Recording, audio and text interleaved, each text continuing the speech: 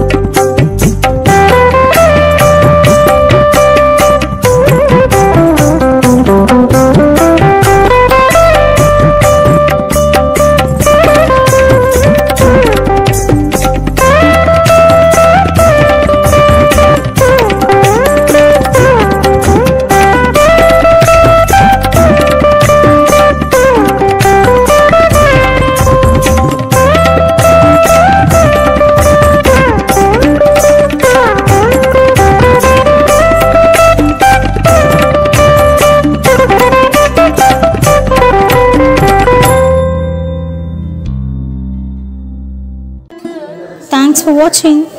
Please don't forget to subscribe our channel.